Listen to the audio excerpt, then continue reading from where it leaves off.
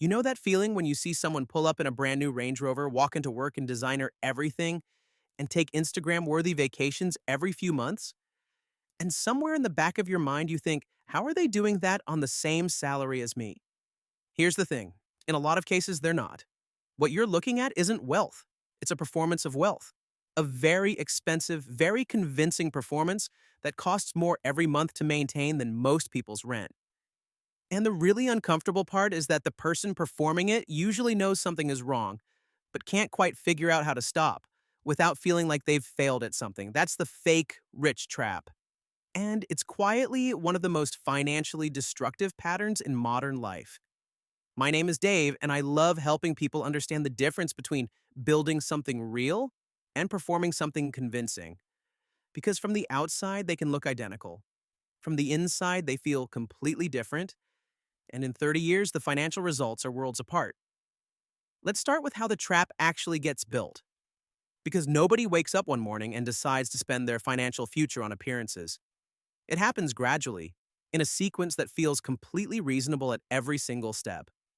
It usually starts with one thing, one purchase that felt justified. Maybe it was the car, you got a promotion, you'd been driving something embarrassing for years, you deserved something that matched where you were going professionally. The payment was manageable, you signed.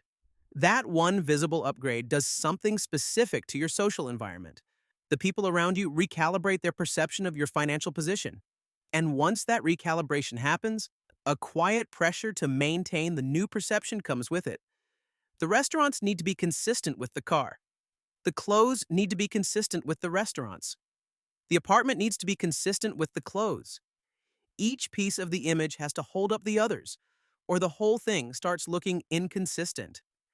And before long, you're not making individual spending decisions anymore. You're maintaining a standard, a visual story about who you are financially that has developed its own internal logic and its own monthly cost that keeps climbing.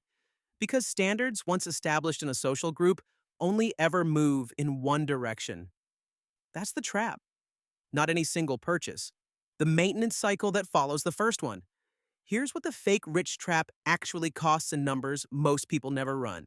The average person deep in the appearance cycle is spending somewhere between $1,500 and $2,500 a month on what we'd honestly have to call image maintenance, the premium car payment, the wardrobe upkeep, the restaurants that match the image, the vacations that produce the right content, the apartment in the right neighborhood.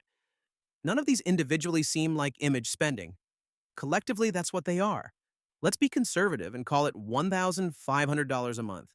$1,500 a month invested at 8% annual returns over 30 years is $2.2 million. That's not the cost of the fake rich trap.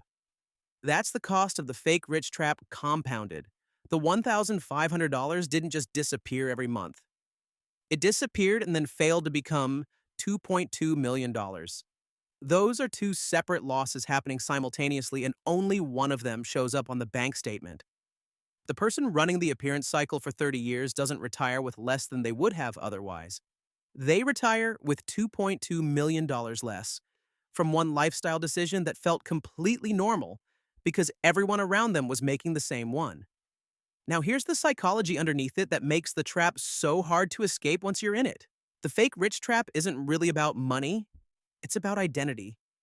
At some point, the visible signals stopped being things you owned and started being things you were. The car isn't just a car, it's proof that you made it.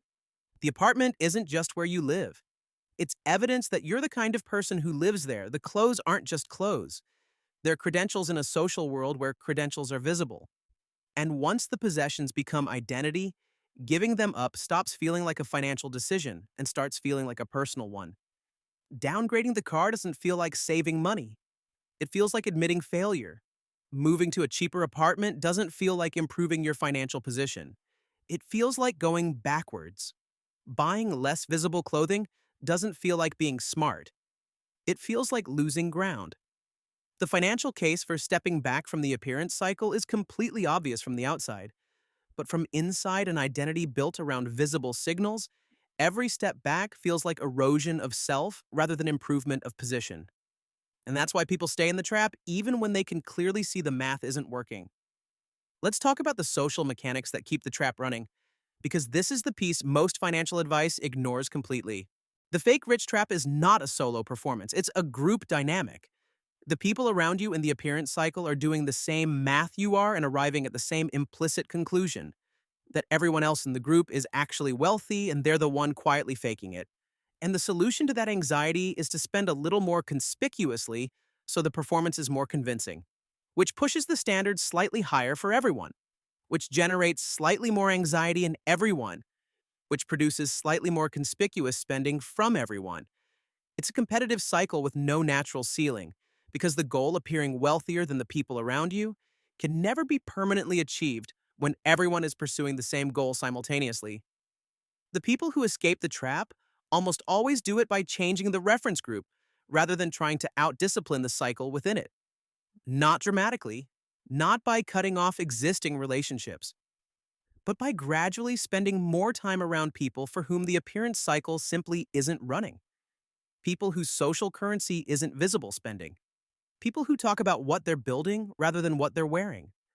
Reference groups are quietly one of the most powerful financial forces in any person's life, not because the people in them directly influence financial decisions, because they define what normal looks like.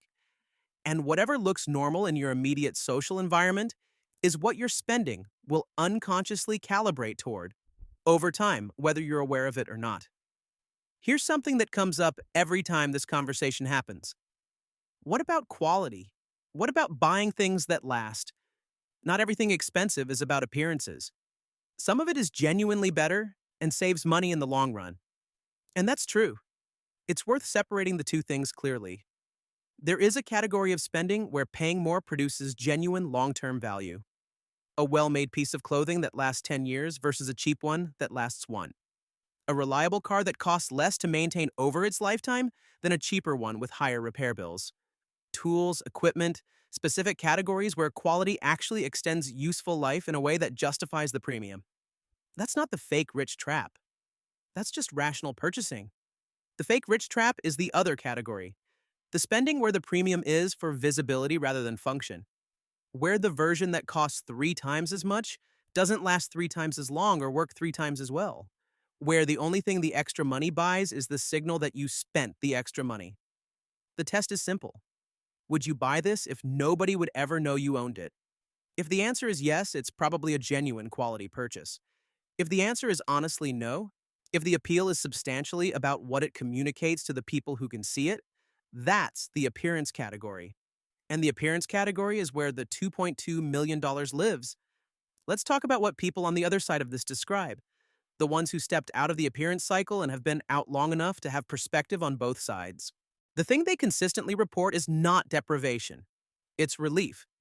The specific relief of not having to maintain a performance, of not spending mental energy managing the gap between how things look and how they actually are, of not feeling the low-level anxiety that comes from knowing the lifestyle is costing more than the wealth building can sustain, of not needing the next paycheck to arrive so the image doesn't crack. That relief isn't a consolation prize for missing out on looking wealthy. It's a specific quality of life improvement that money spent on appearances was directly preventing. Because the appearance cycle isn't just expensive, it's cognitively and emotionally expensive. The maintenance of a financial performance takes a toll that only becomes visible when the performance stops. What they also report consistently is that the social consequences of stepping back from the appearance cycle were smaller than they feared. The people worth keeping in their lives didn't care about the car. The friendships that required the performance to continue were performing friendships rather than real ones. The anxiety about how stepping back would look turned out to be larger than the actual social cost of doing it. Here's what this actually comes down to. The fake rich trap works because it offers something real. The social validation, the identity confirmation, the feeling of having arrived at something. These are genuine human needs, and the appearance cycle delivers them, at least temporarily, at least partially. The problem isn't wanting those things. The problem is the specific mechanism being used to get them. Because financial performance is a mechanism that delivers the feeling of arrival while systematically preventing the reality of it. Real arrival doesn't look like a monthly payment you're nervous about. It doesn't look like an apartment that stretches the budget to its limit. It doesn't feel like performing constantly for an audience you're afraid to disappoint. It looks like margin, options, the quiet confidence of someone whose financial life is actually working rather than just appearing to work. That's what the $2.2 million buys. Not the things, not the image, just the freedom to stop performing. And the entry point to that freedom is the same for everyone. Stop paying for the audience. Start building for yourself.